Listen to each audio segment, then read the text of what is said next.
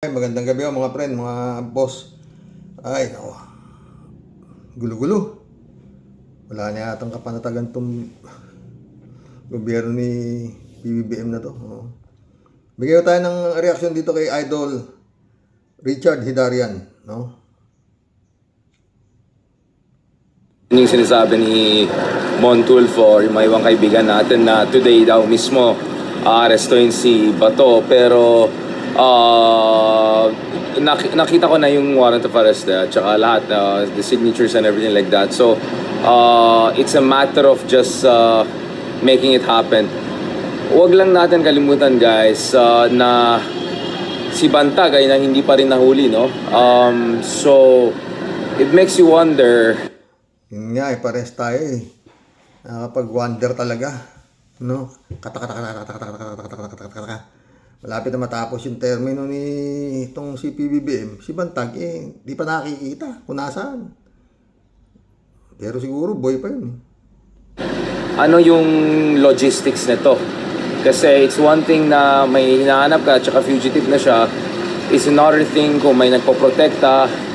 It's another thing kung gusto mo sisiguraduhin na kung huli mo isang tao, hindi magkakaroon ng gulo or encuentro or kung ano naman lang. Para sa akin lang, magiging weird lang kung mauna pang mahuli si Bato. Considering magiging weird daw kung una pang mahuli si Bato kaysa kay Bantag. Talagang ganun, di ba? Okay. Pasan ba kasi si Bantag? Nung papanahon si Remulla, DOJ, talagang parati sinasabi, alam na nila, tukoy na nila. Hanggang ngayon wala naman, di ba? Tuloy, Idol. well, considering everything, right?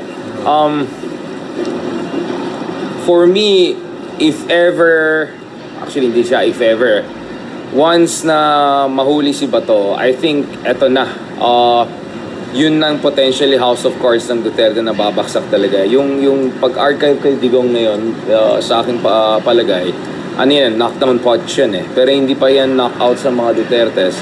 I think if ever mahuli na si Bato, and then suddenly Bongo is in conversation for potentially being also arrested, then talaga mako-corner ito sila Sara Duterte and the core family members. And then from there talaga, guys, hindi ko na alam kung red wedding operation, kung anong gusto niya. Paano namang mahuli si Bato?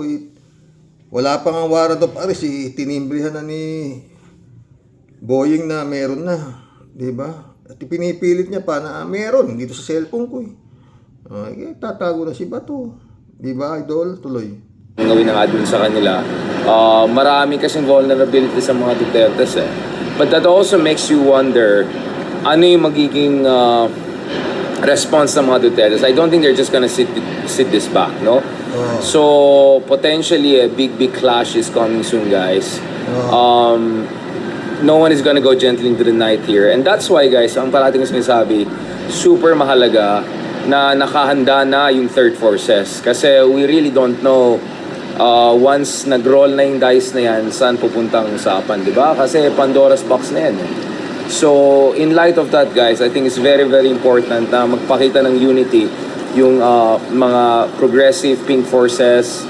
I think it's time for, whether it's BAM, it's Kiko, Risa, Lenya, all of them to show na handa sila, no? To work with all institutions of the state, Sandataan Lakas, Ombudsman, whatever, to make sure na if ever lang things get out of control or crazy, dahil magde-desperation mode na, di ba? Sabi nga nila, the cornered beast is the most dangerous. There is a way. The cornered beast is the most dangerous. Sabi niya. Beast, talagang itong mga Duterte na ito, talagang, yung beast, pero yan, hindi basta beast itong mga Duterte na to, halimaw to. Friend Richard, halimaw mga yan. Palalayasin nga ni Duterte si Satan sa trono niya at nandito na raw siya eh. Ito naman si Sara, di ba? Sabi niya, siya magiging prinsesa. Presidente ng impyerno. Hindi basta beast itong mga to. Hindi basta tao itong mga to. Tuloy, Idol. No? There's a way out. May team liwanag, kumbaga, no? Sana. Kasi ito guys, hindi ko alam kung may basihan yung sinasabi ni Mon Tulfo or yung mga ibang kaibigan natin na today daw mismo aarestuhin si Bato, pero nakita ko na yung warrant of arrest at saka lahat, the signatures and everything like that. So, it's a matter of just making it happen. Huwag lang natin kalimutan, guys, na si Bantag ay hindi pa rin nahuli, no? Yun di ba mga boss? Ewan. Kung ano to, no? Anong klase itong... di ba kayo nahihinaan, mga friend? O, itong... Lord. Si Bantag, sa dami ng confidential, andito lang sa Pilipinas. Sa totoo lang, si Kibulog, hindi rin dapat mahuhuli talaga yan. Kaso nga, yun, di ba inawa talaga, maraming, nagpatawag pa si Bato ng, doon sa Davao, at pinipilit nila na wala si Bato yan sa compound na yan. Bakit ang kulit-kulit mo, Tore, mga ganon, di ba? Pero sabi ni Tore, hindi, andyan. Oo, di ba? Hanggang come to the point na yun nga, binibigyan kita ng out, 15 days yata na ang tagal doon mga tao, pinakain ng gobyerno, yung mga kapulisan doon. Iikutan yung puta. Isang salita lang pala kailangan marinig. Within 24 hours, Kibulog, pag hindi ka lumitaw, ibabaliktad ko yung buong kingdom na yan dahil 4,000 na nandoon eh. Oh, di ba? Siyempre, lumabas ka na rin ang bugok, sabi nung boss niya siguro. Hindi na nagbibiro to. Pinasok na talaga eh. Marami sigurong makikita ron na hindi maganda. Kaya litaw si Kibulog. Lumitaw siya nang wala sa... Kung hindi, talagang hindi maaawat si General Torre, di ba?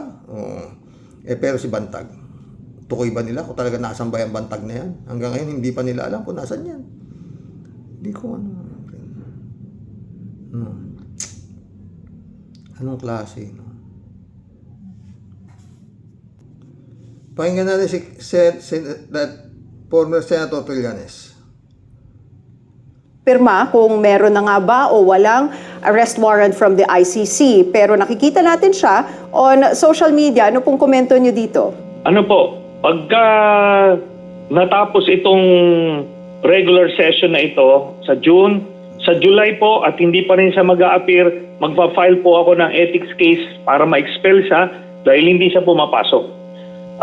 Yan ang mandato niya at pag Yan ang tanong dyan mga friend. Bakit si Senator Trillanes pa magpapile ng reklamo sa Ethics Committee?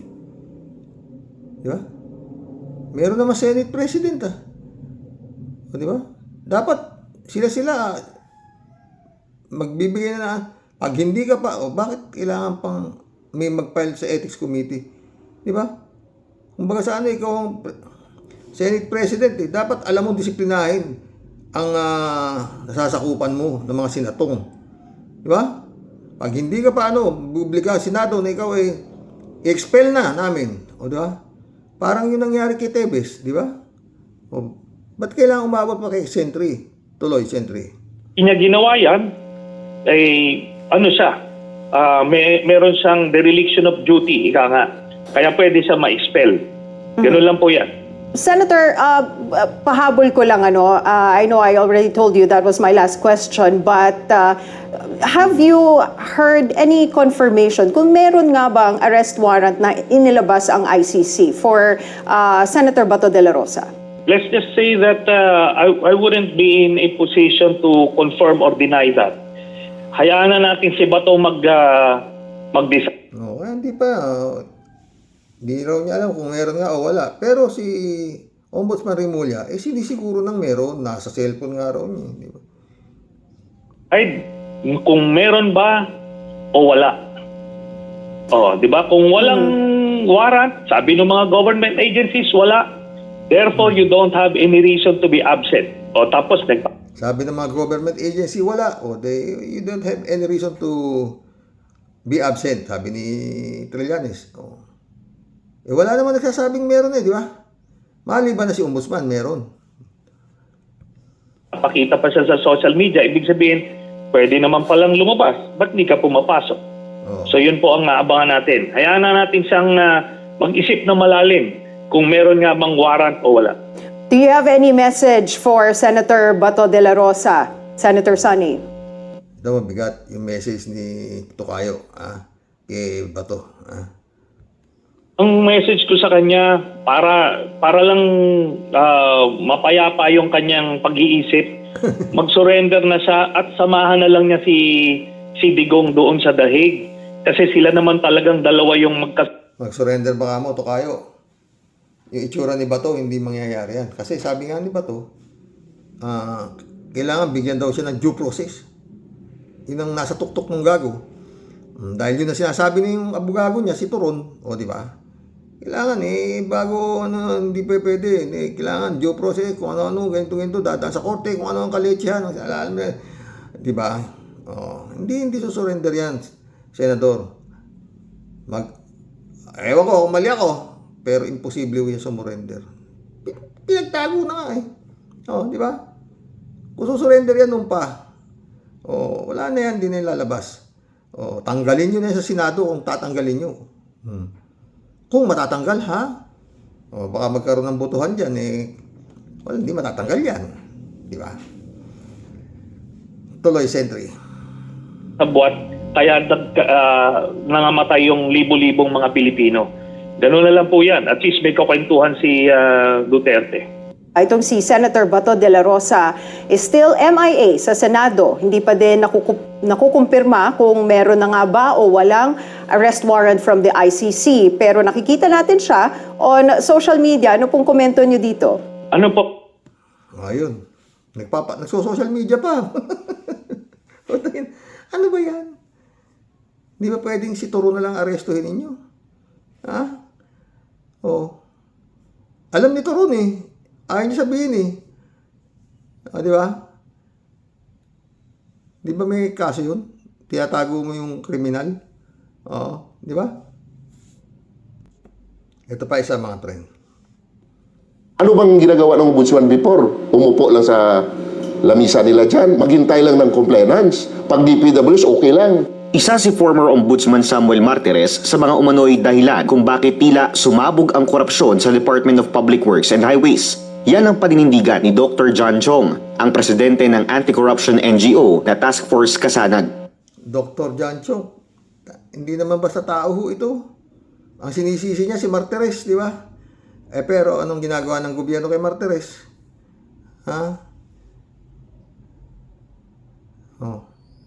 Ba dapat anuhin na yan Hindi naman tangayang si Martires para magpagamit kay Digong ng ganun-ganun lang. Dati sa Supreme Court yan di ba?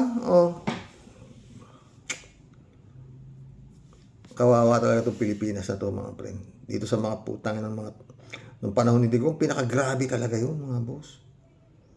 Ang problema, noon dapat, ako sa kasisi ko, bakit walang nagrarally para sa putang na si Digong, ipababain sa pwesto at ipalit. Maganda ho magiging kapalit, BP Leni Robredo. Hindi ho corrupt, hindi ho dynasty. Wala hong ginawang masama. Problema kasi nung panahon ni Digong, anak ng putang na. Walang ginawa kundi mag-red tag, fake news, lahat ng klaseng kademonyohan. Totoo naman. Ngunit dapat subalit, ang survey ni Digong bilang Pangulo, nananatiling 90% yata, hindi bumababa. Takinang yan. Kaya talagang tama ang sabi ni Senator Trillanes. Yun din naman na talagang nasa sa isip ko na tumakbo itong gobyerno nitong si Duterte. Sindikato. Maliwanag pa sa sikat ng araw mga boss. Talagang sindikato. Oo. Gawin mo economic advisor in check si Michael Yang, putang ina. Tapos meron kang spiritual advisor na isang siraulong siya raw ang appointed son na puta. Gaano kahayop? Walang nakapagreklamo. Tapos yung custom na kaya yung mga sasakyan ni Diskaya, mga boss, na nagkaroon ng mga problema ngayon, mga papeles, palagay ko yung mga sasakyan ni Diskaya na yun, hindi talaga hindi sa kanya yun Hindi nga niya alam kung ilan ang bilang nung tinanong siya ni Julius Babaw Ang alam nung Diskaya, 30 mahigit. Yung nandun daw sa garahe nila mga sumagot yung Kerl Diskaya, hindi ka, mahigit 40 yan. Ha? Hindi nila alam ang bilang. At halos hindi nagagamit yung mga nakaparada ron sa, parang ginawa lang imbakan eh. Ng mga smuggled car yung kanilang lugar. O, yun na, di ba? Tuloy natin tong kay Chong. Bago pa man daw kasi pumutok ang flood control scandal, laganap na umano ang korupsyon sa DPWH. Ayon kay Chong, 2022 pa lang, lumapit na sila sa Office of the Ombudsman para ihabla sina Benguet Representative at Noy House Committee on Appropriations Chairperson Eric Yap, ako Bicol Party List Representative Zaldico at CWS Representative Edwin Guardiola. Dahil umano yan sa mahigit 50 billion pesos worth of DPWH projects na nakobra lamang daw ng 3 kongresista noong 2021. Pero ani Chong, Putang na, 50 billion worth. 3 kongresita lang nakakubra. Billion ang putang. Grabe, no? Alam nga namang gumalaw yung mga putang nang yan ng walang timbre sa taas. O, di ba? O, tuloy natin. isinantabi lang daw ni former Ombudsman Samuel Martires ang kanilang reklamo. Ano ba klaseng ombudsman sila ni Martires that time? Ba't hinayaan nilang lumaki ang baha? Ba't hinayaan nilang 100 billion o pilang billion ang nalustay? Hindi ba mananagot ang ombudsman dyan? Hindi ba mananagot ang Wala akong binabasa to, ha? O, pero galit siya, ha? Doon sa nakaraang ombudsman, ha? Dyan? Just my question. Kailangan pa sagutin ng ombudsman before kasi nag-file na kami. Ang request namin, Sir Ombudsman, the task force ko sana, kailangan ng tulong nyo for fact-finding. Mutuo proof. Hindi naman kami investigador. Kung kami pupunta doon, baka nabaril pa kami ng mga kontraktor at congressman dyan eh. Ayon sa isinumiteng liham ni Chong sa Ombudsman noong 2022, stockholder umano si Yap ng Earthyard Corporation. Isinasaad sa liham na importer at supplier daw ng unpatented o fake materials from China ang nasabing kumpanya base raw sa kanilang investigasyon at mga hawak na dokumento. Ayon pa sa liham, Earthyard ang supplier ng mga materyales at majority ng mga umano'y slope protection projects na napunta sa Fesco Incorporated. Ang kumpanyang ito, pagmamayari ng isang Robert Inson na ani Chong ay asawa ni Effie Vanessa Yap Inson na kapatid ni Congressman Yap at dati na ring tumakbo bilang 5th nominee ng ACT-CIS Party List noong 2022. Dagdag pa sa liham ni Chong noong 2022, majority umano ng budget para sa 2021 slope protection projects ay allocated kina Yap, Ko at Guardiola. Binibenta raw ng 3 kongresista ang mga kontrata sa mga kontraktor sa halagang 30%. Well, the evidence, based to the evidence na hawak namin, kasi kami nagbabase kami sa ebidensya, sir, no? Sila naman ang contractor talaga. Kontraktor daw talaga, tatawa yung si Chong. Ombudsman. Ha? Ombudsman. Sila ang nananalo sa bidding, no? Sila, kanilang contractors ang, kahit sabihin na natin na ibang contractor po nasa kanila, naka-line sa kanilang project, no? Sila talaga ang, kumbaga sa silang nag-insert niyan. Silang contractor, sila din ang supplier. Sinubukan ng Bilinary News Channel na kunin ang panig ng 3 kongresista pero wala pa silang sagot sa kasalukuyan. Sinubukan din naming humingi ng paglilinaw sa impormasyong inilahad ni Chong dahil sa pagsusuri ng BNC, 2022 lamang nagsimulang umupo si Guardiola sa Kamara bilang kinatawan ng CWS Party List. Basta sa pagkakalam ko dyan, 2022, congressman na sa CWS. Idinunog din namin ito kay former Ombudsman Samuel Martires. Aniya, hindi Ito, sagot ni Martires. Dapat ito, mga friend, tignan yung salin nito eh. Oo, tignan yung salin nito. Marami ito.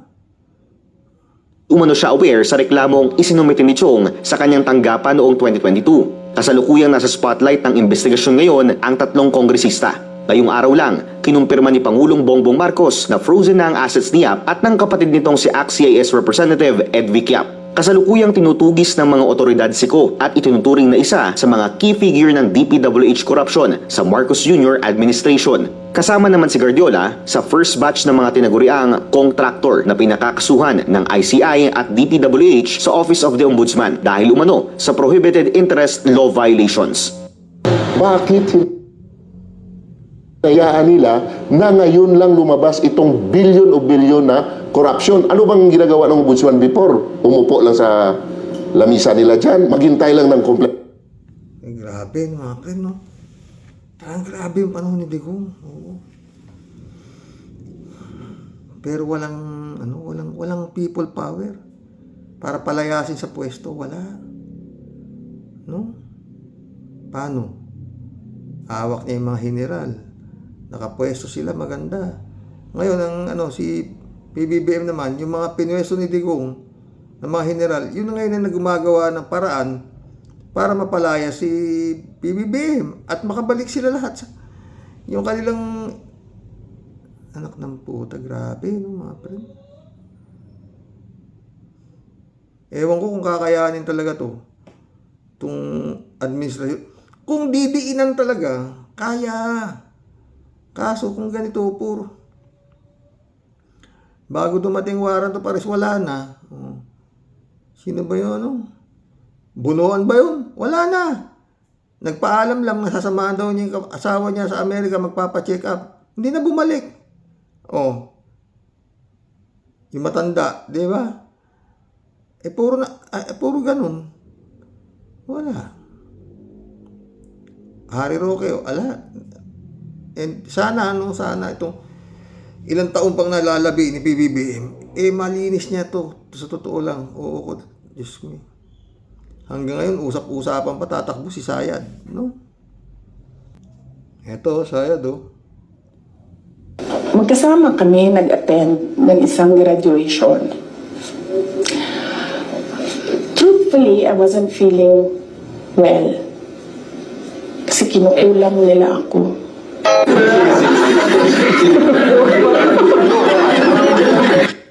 Magkasama kami nag-attend ng isang graduation. Truthfully, I wasn't feeling well. Kasi kinukulam nila ako. Hagik-gik ni Jose Claire Castro. Baliw ho yun, no? Di mo naniniwala sa kulam. Abogado. Tagyan. Ito pa isa. Hanggang kailan mo kaya lulukoyin sarili mo? Lutang na naman si Inday.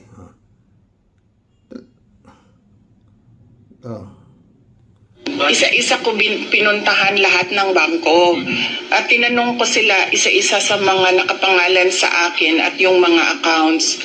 Meron talagang mga accounts doon na hindi alam ng bangko, hindi ko rin alam, pero nandoon siya sa listahan. So, tinatanong ko yung bangko, bakit may ganito? Sabi nila baka non-existent talaga yan na mga accounts. Isa-isa ko pinuntahan lahat ng bangko at tinanong ko sila isa-isa sa mga nakapangalan sa akin at yung mga accounts. Meron talagang mga accounts doon na hindi alam ng bangko, hindi ko rin alam, pero Tangina. Ano ba yan? Meron ng mga accounts na nakapangalan sa kanya na hindi niya raw alam at hindi rin alam ng bangko. Putang ina, anong klaseng? Naku, Diyos ko. Ewan, no? Bangko, hindi niya alam na pinuntahan niya raw lahat yung bangko. Totoo yan, di ba? Ngayon yan, naglalabasan yan ngayon. Para itong mga tao, dito. Pero maski anong gawin yung ilabas nyo lahat ng baho nito. Oo. Pag ito nakatakbo, nakalusot pa, nakapag-file pa ng candidacy at nakatakbo to, believe me, sana mali ako, mananalo yan. Mananalo yan. Balik tayo dito sa mga friend. Doon sa dapat na bakit hindi nagkaroon ng people power para palayasin si Digunyong nung panahon ni BP Leni Robredo.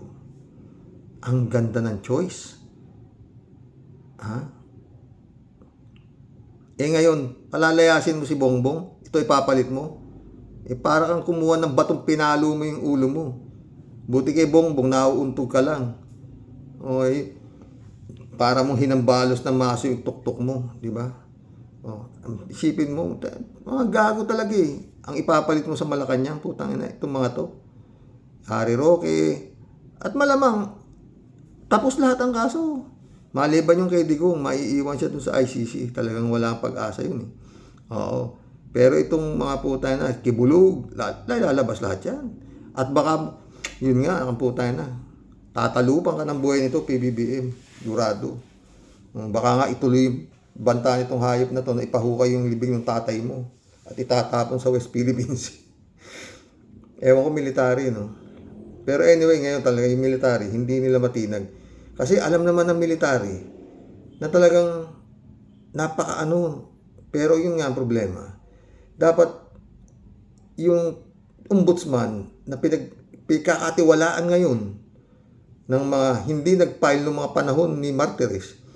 Dahil ang alam na talaga itong ating ombudsman ay talagang magaling at gagawa na talaga ng parehas na ano. Oo, ano, ang grabe ho. Yung problema nga lang masyadong advance kuminsan itong ating ombudsman. Wala pa yung warrant of arrest ni Bato, sa kanya meron na. No? Yan ang problema natin, mga friend. Ha? Advance mag-isip. Kumbaga, meron daw na pinadala raw sa kanya sa cellphone eh. O, so, pabasa ko sa inyo, sabi pa, di ba? Hindi nalilitaw si Bato. Lord, yan nasabing, save the Philippines.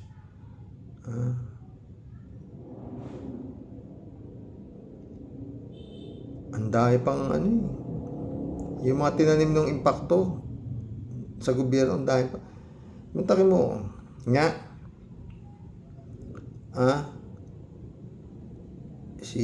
yung mga advisor niya, nawala na sa tabi niya. Bersamin, sino ba yung mga, yung tumalon daw sa bangin, nakalimutan ko tuloy yung putragis niya. Si Cabral. Ewan. Ang daming nakapaikot kasi kay Bongbong na Bibulong Brigade na iba ang mga binubulong, no? Tanga, kawawa Pilipinas. Doon sana, people of the Philippines, nung winawalang yan at talagang todo-todo ni Duterte ang Pilipinas, doon dapat nagkaroon ng people power. Doon sana gumalaw tong Iglesia ni Cristo na kung ano-anong naghahanap ng tawag ito, mga kurap daw ikulong, mga ganun, di ba? Kadati Baya, shout out.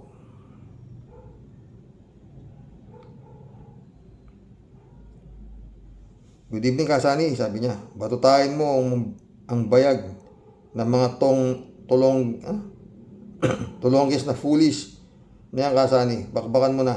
God bless your family. God bless ka lahat niya. Another, ano bang may itsura sinasabi mo, Kasani? Ang sagwa naman ng itsura ng putragis na kawatan na Cabral na yan. Ano? Tad-tad ng botox ang karakas ng putragis na yan. Niwala yan sa talampakan ng kilala natin. Ay, oo naman na. Wala na yun. Shay, Ink London, UK, shout out. Michael Edwin, my friend, shout out. Joe Quiano, shout out. Sabi ni Joe, Karox, maligayang Pasko sa pamilya. Maligayang Pasko din sa pamilya mo, Joe Quiano. Chrisup, shout out. Mga matatalino sila ang hindi matanggap ang katotohanan kung nakagawa sila ng katiwalian at mabisto. Konsensya ang malaking kalaban nila at kahihiyan. Kaya sila nagpakamatay. Pwede ang Chrisup. Hindi nila matanggap na babaligtad ng buhay nila. Bawat isa sa atin, iba-iba tayo magdala ng problema. Totoo yan, Chrisup, totoo yan. Naniniwala ako sa iyan. Pero yun nga, pag matibay ang paniniwala mo sa Panginoon, hindi mo gagawin yan. Oo. Librado Ludovico, shout out. Blessed Monday morning, Karox, and to all warriors watching from Edmonton, Alberta, Canada. God bless po, stay safe and healthy. Maligayang Pasko po sa buong pamilya at sa lahat ng mga ka-warriors. Maligayang Pasko, Librado. Joselito Mabait, shout out. Gandang gabi, Karox, always watching, sabi niya. Eddie Luna, shout out. Hi. Hello, Karox. Magandang gabi o araw sa inyo dyan sa Karox. May bago akong balita sa iyo. Yung nakaupo na sinasabing si Jose Cabral ay hindi siya. hindi si Miss Cabral at yun ay napanood ko sa vlog ni Toto Kausing. Sana mapanood mo para makita mo. Naka-zoom at kitang-kita ang pagkakaiba. Mukhang magkakatotoo ang naamoy ko. At may nagsabi pa na hindi si Jose Cabral yung iniahon ng rescuer. Isa pang bantayan natin. Tingnan natin kung ipakikita ang dalawang anak ni Jose Cabral kung oras na ililibing o i-cremate. Pag nagkatotoo ang naamoy ko, tiyak pati pamilya ni Jose Cabral ay makakasuhan, lalo na ang kanyang driver. Kung totoong fake ang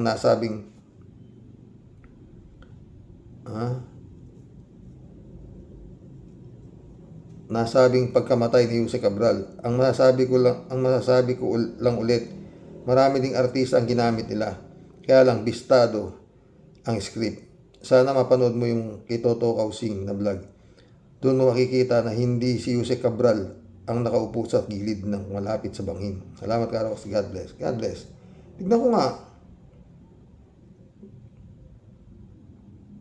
David Ali Mendoza, shout out.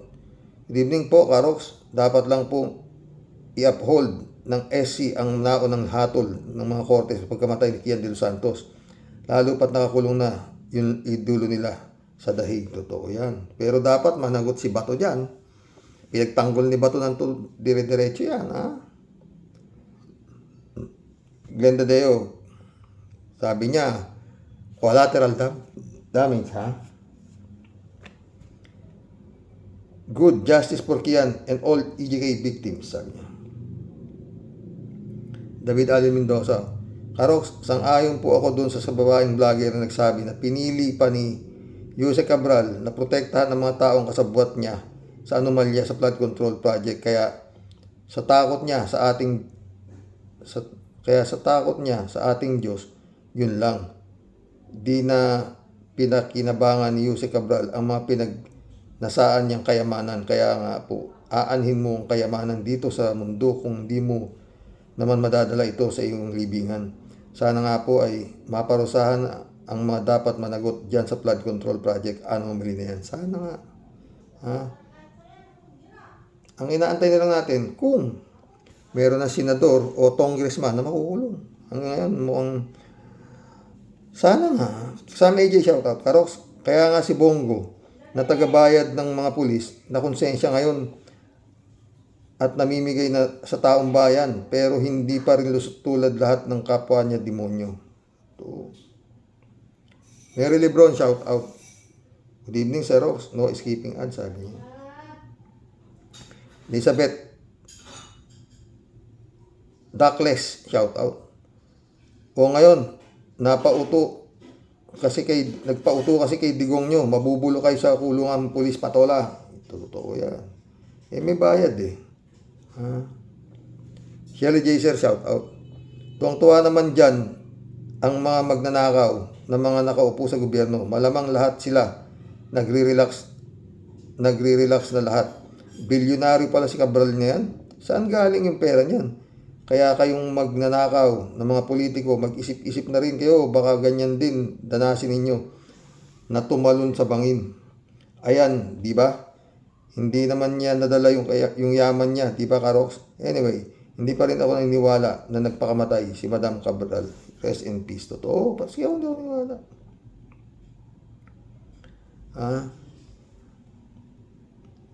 Rodelia Alpilor. Hello po, Sir Rox. Salamat sa Diyos at gumana ang hustisya sa EBBM.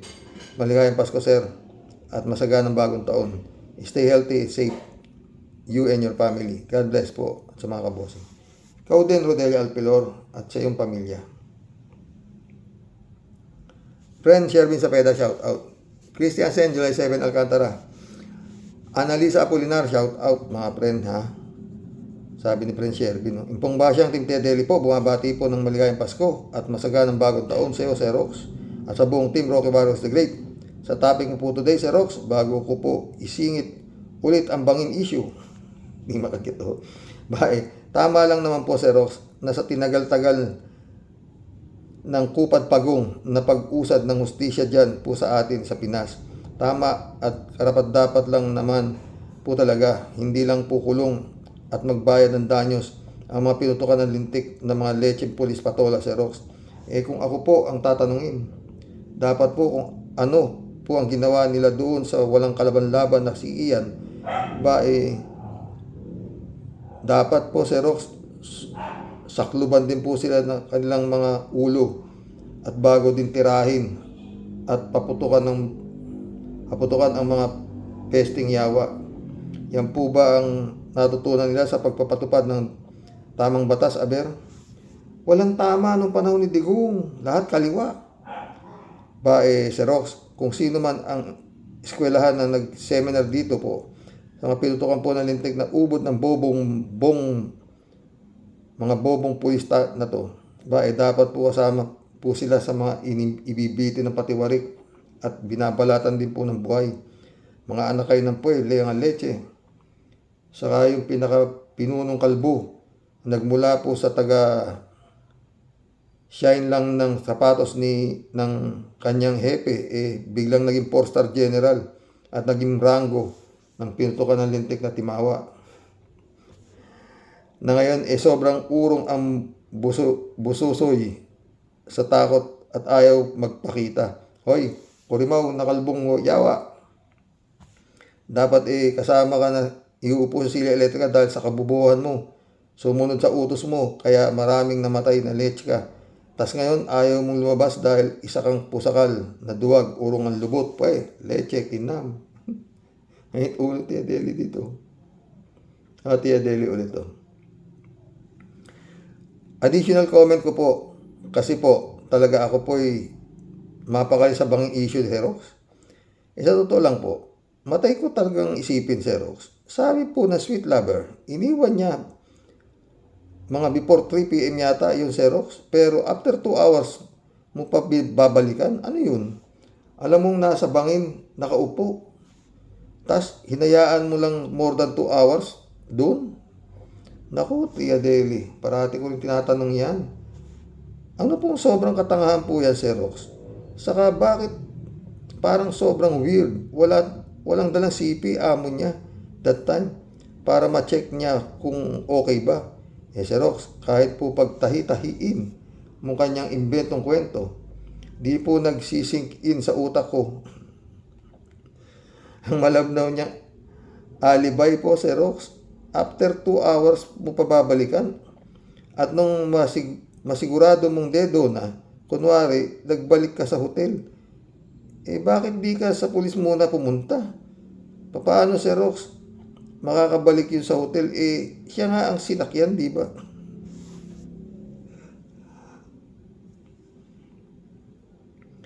Nako, Tia Delia. Sabi nga nung taga Cavite, sausage daw yun. Nag-sausage. Di tapos na lang. Nako, paanong babalik doon sa hotel? Siya nga yung driver. So, nag-waste pa siya na talaga ng oras para siguraduhin gabi na mapupuntahan yung tumalon sa bangin. Hay, nako, Sir Rox. Gay nako, Sir Rox. Para po sa akin, parang pinagplanuhan pong maigi kung paano po lalabas na malinis na walang magpagbintangan po dyan sa kwentong bangin ni Madam Yusek. Mahusay po ang script at talagang ginawang makatotohanan ang drama. Pero sa tulad ko pong malikot ang utak sa paghimay po ng istorya ni Sweet Lover, sorry pero it's full of crap and baloney. In simple words, there's mga lies behind it. Let's all pray for her departed soul. Kung sino man po ang may kagagawa nito, sana po magparamdam po si former Yusek at huwag patahimikin ang budhi ng taong gumawa po nito sa kanya. Rest in peace po. So sad and tragic just to escape from troubled mind. Totoo yan, friend. Ano ka mo? No? Budhi. Patahimikin ang budhi. Mga walang budhi yan. Ikaw talaga. Alam mo, Tia Delica, yung mga taong kayang gumawa ng ganyan, mga walang budhi yan. Ikaw talaga. Walang budhi. Hindi na iniwala sa Diyos. Ganun yan. Mga demonyo nga. Paulit-ulit ako. Ito na ang impyerno. Wala nang iba. Dito namumuhay yung mga siraulong nagpapanggap ng mga makadiyos para may narami namang naniniwalang gunggong, agaya ng Kibulog, Iglesia ni Cristo. Naku, utang. Lord, patawarin po sila at hindi nila alam ang kanilang ginagawa. Ganun lang yun. Eddie Luna, shoutout ka, Rox. Salamat naman kung makakamit na ng pamilya de Los Santos ang hustisya sa ginawang karumaldumal sa kanya ng mga demonyong pulis. Sana magsama-sama sila nila Dutae na halimaw na mabulok sa kulungan. Salamat ka, Rox. God bless. God bless, Eddie Luna. Pastor Jun Lagon, my friend, shoutout, ha? Eddie Luna ulit. Pero sa totoo lang, Karox, napansin ko din, yung ama ni Kian de Los Santos, may hinala ako na gumagamit din yung ama. Sa bunga nga palang halata mo na gumagamit, parang nalalagas na ang ipin. Yun ang sabi ni Bato. At nag-iiba ang forma ng labi sa nguso. Hindi mo natatanong, Karox, nung nasa Pinas ako, una naging ex-o ako ng barangay. Tapos napunta din ako ng PIDEA sa Quezon City. Naging asset din ako ng mga pulis Quezon City. Oo. At lahat ng nahuhuli namin na drug user, talagang iisang halos ang forma ng mga nguso. Kalimitan, bungal na pag nahuhuli namin, diretso na sa presinto. Para imbestigahan. At drug test, kahit madaling araw, pinapadrug test namin para makonfirm kung positive. Kung positive, kinabukasan, i-guess na agad, inquest na agad. Salamat, Sir Rox. Diba? Oo. Eddie Luna, Karox, sana napanood mo yung vlog ni Toto Kosing para kung anong masasabi mo. May picture din dun sa ilalim kung saan nakahiga. Tingnan mo kung totoo o hindi. Oo. Eddie Luna ulit, Karox, ang naglalaro sa isip ko, bakit nga ba hindi doon gagawin ang eksena o drama para kompletong senaryo. May bangin, nakaupo siya, kuno doon may picture ang driver, pinakita yung paano iniahon ang mga rescuer. Isa pa syempre alam ng asawa na may pinagdadaanan ng problema, bakit hindi kasama ang asawa kanang asawa ko o mga anak para mag-relax. Ibig sabihin ba hindi mawawala ang stress kung kasama ang asawa o anak, punta sa Baguio, galing pa yun sa Quezon City.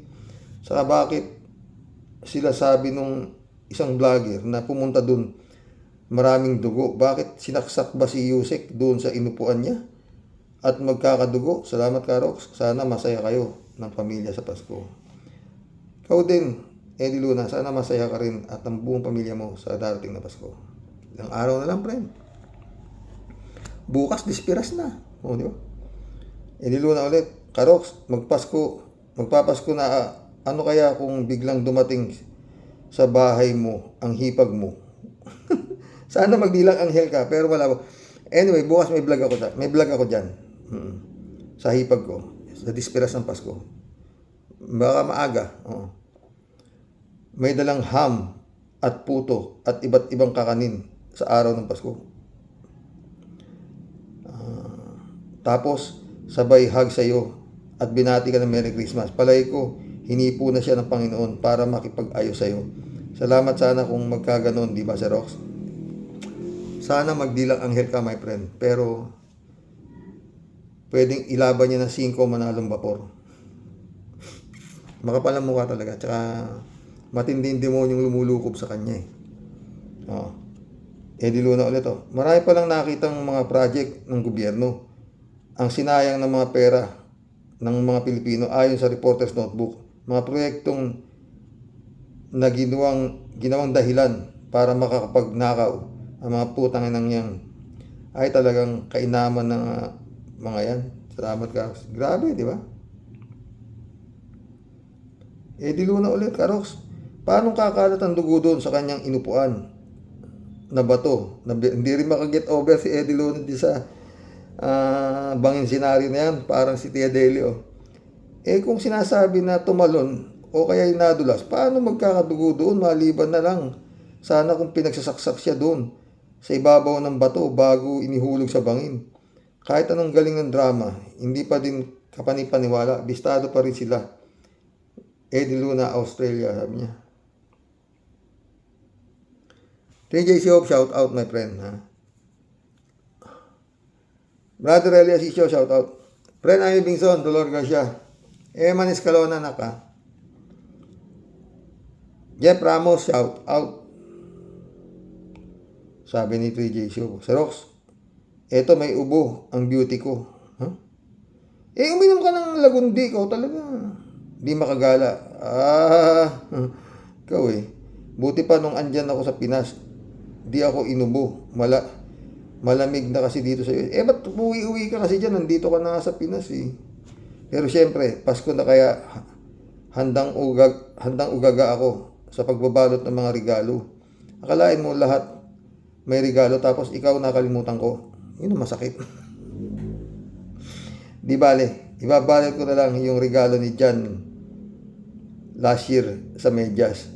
Isabit mo sa bintana nyo, malay mo, lagyan ni Santa Claus ng regalo. Tol, hindi, biro lang yun. Uy, buti biro. Ikaw naman, makakayanan ng, basta pag damutan mo na ang makakayanan ng beauty ko, daming nga lang nangangaroling sa amin, biro mo. Nag-elevate na pala ang pangangaroling, pwede na palang video o kaya chat sa chat. I-chat ka sabay caroling. Ayan, magpapagigas tuloy ako ng lola mo. Ganun? High-tech pala sa inyo, ha? 3J Show pala si Rox. Salamat sa ating Panginoon Diyos at meron tayong magandang balita dyan. Kahit paano nakamit na ng pamilya de Los Santos ang hustisya. Mabait talaga si Lord. Sa tamang panahon, ibibigay niya ang ating mga kahilingan ayon sa kanyang kagustuhan. Kaya si Bantag, hintay lang ka, Rox. Okay, ayun nga. Alamin ang totoo, shout out. Sa pananaw ko, nagpakamatay siya, hindi niya nakayanan ang iniisip niya. Pwede. Yung dugo na sinasabi ng vlogger na yan, yung dugo na iniaakyat na ang bangkay, malamang, pwede, di ba? Marilo Pabianak, shout out ha. Good afternoon po tayo sa mga ka-warriors. Rest in peace na si Kian de Los Santos kasi nabigyan na ng hustisya ang malungkot na sinapit ng pagkamatay niya. Thank you, Lord.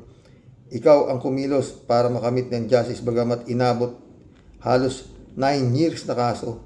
Nawa yung iba pa makamit din nila ang kanilang ang hustisya, di ba? Mission accomplished mga boss. Hanggang bukas po muli. Merry Christmas. Ay nako. Buhay. Ewan. Saan papunta tong Pilipinas? Matagal pa ho to. Bago matapos ang termino ni Bongbong. Ilang lang mamaya Basta importante, PBBM. Matanggal mo yung mga Duterte. At yung mga salin nito mga to. Lalo yung mga kagrupo ni Duterte na to, yung mga general na mga nagamit niya ng todo. Pera ng bayan niya, mga ninakaw nila. Ano ba? Good night. God bless. PBBM. Merry Christmas po muli mga friend. Hanggang bukas. Espiras.